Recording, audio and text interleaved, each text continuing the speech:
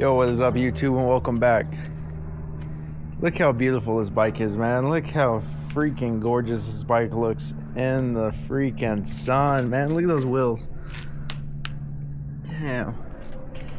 Yeah, I just wanted to give you guys an update on it. This is pretty much an update. I rode it for about 100 miles. I'm gonna ride it later on tonight, but I live in Arizona. It's about 100 and something degrees out right now. So yeah, waiting for the sun to go down, and I'm gonna ride it, and I'm gonna give you guys a pretty much a first ride review. But I also have to say, if you guys get a new bike, make sure to take off all the grease it comes with, man. If not, look at that. Look at that. All in there. It gets flung everywhere. I took off as much as I can at the dealership, but look, all over the wheels. Just white grease flung everywhere. But alright, yeah, like I said, it is super hot out right now, so I will be doing a first ride or second ride impression a little bit later on. When it gets a little bit darker, let the sun set, let it cool off. And yeah, thank you guys. Like, comment, subscribe, and let's go on the ride, man. Let's go have some fun. Let's go rip it around right now, even though it's in braking mode. But let's go rip it around. Let's go have a little bit of fun tonight. Alrighty, here we go. Put this bad boy on here.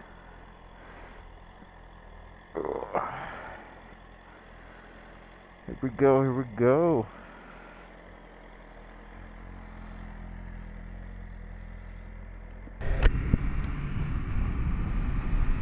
Alrighty, we are on it. We are on the big M1K. This is the little first ride, not really the first ride. As you can see, I already have 594 miles on it. I wanted to do a ride before the first break-in period. Tomorrow I'm gonna go to the shop. They're gonna remove the limiter on the 8,000 RPMs and all that stuff, but I just want to give you guys a real general first impression of how it is to ride it before you get it broken in. And then I'm gonna give you guys a video tomorrow or the next day about how it is after it's broken in. The very first thing I would say is the bike gets super hot. It's 202 and I'm kind of cruising. I know that's like super bike stuff, but it is 202 on the bike, man. My S1K don't even get this hot. I don't know if it's because the pistons are larger on this one or the internals are different. I'm not sure why this one's so gets so hot. I'm not quite sure. Alright, let's get to talking here. Get a little bit of speed up here. Second gear, nothing. Then third gear, it starts whooping ass. And then fourth gear,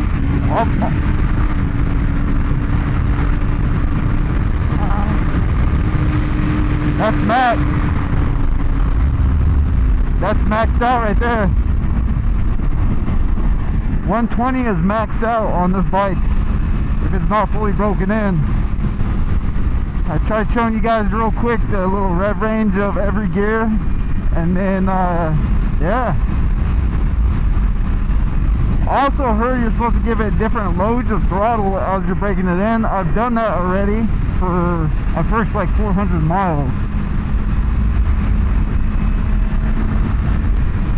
I'm gonna get off the freeway because I know the microphone is not that great on the freeway when I'm trying to talk or anything. You hear a bunch of wind noise. So I'm gonna get off the freeway, and then I'm gonna give you guys all my opinions on this bike while it's getting broken in and the differences of the S1K. Alrighty, as I pull off the freeway, the bike is still 202. That's what I'm talking about. This bike gets really hot. And it doesn't disperse the heat very well either because my feet are on fire. I know I'm rocking no gear right now because I just need to go and put 20 miles on it for the first service tomorrow. I should wear gear every time, but don't judge me. Alright, but anyways, this bike, the quick shifter, flawless quick shifter, up and down. auto blip, quick shifter, whatever you want to call it. I know quick shifts up, auto blips for down, but it is flawless. I don't know what they did with this year's model, but it is insane. That is the best thing I've ever felt in my life. And I'm going to compare it a lot to the S1K, because the S1K is the bike I've been riding for the past 2.5, 3 years. So yeah, quick shifter is a plus. The heat is horrible. Quick action throttle, amazing. It's really snappy, man. Like, oh man, I don't know how to explain it, but it's crazy nice, man. I don't know if you call it quick action, but it's like a 70% throttle. Super nice. And the other thing is, the stock seat on this, it's too tall for my likings. I personally did not feel comfortable tiptoeing. I'm 6 foot, like even 6 foot. But I did not feel comfortable tiptoeing a $50,000 bike at a stoplight, so I switched and put my S1K seat on it. The seat that comes with it is like 2 inches taller, 1.5 inches taller than the S1K seat. So, but it feels really good when you're riding long distances. It feels really nice, probably for the track, because that's probably what it's designed for. And the flickability of this bike, you can feel the lightness of it. Like, I've took it to the twisties, and let's say you're going into like a right turn. You're right turning. Here, let me give you an example. You're right turning, and then you gotta flick it to the left turn. Oh man, that feels amazing on this bike. I don't know what they did with it or the weight distribution, but it's perfect. It's like, it's night and day difference from the S1K. And the S1K I have has forged wheels, and it doesn't flick as smooth as this. This loves the lean. This loves to be into the lean. Even when I'm upright, it's like, let me lean.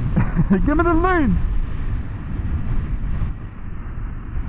The winglet, I was stuck in like a good breezy, it was getting ready to storm. Right before the storm, you know how it gets really windy and wind starts pushing around.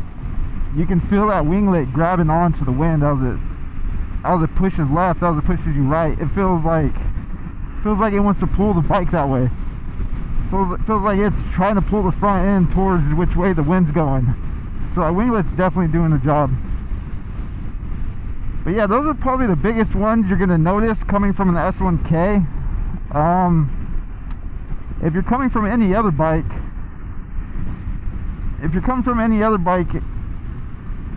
I would probably look up an S1K review before you look up a review of this one, and you're trying to compare it, because this is really similar to S1K.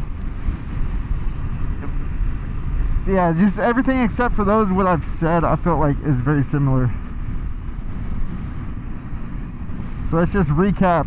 The flickability is amazing. It gets super hot. The motor gets hot on your feet.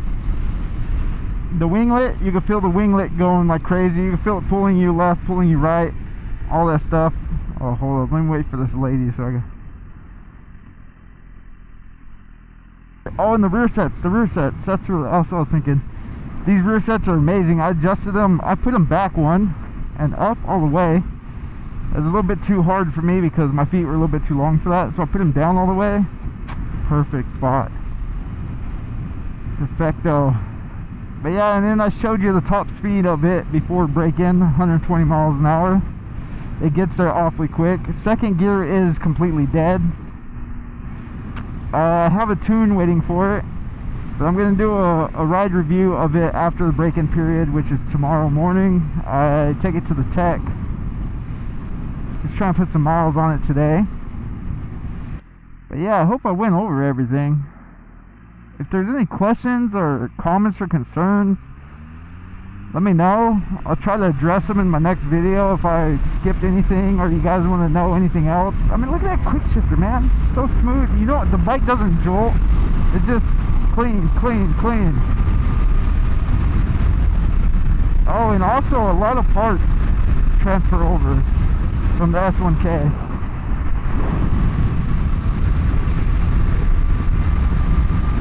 But yeah, guys, thanks so much for everything. Like, comment, subscribe.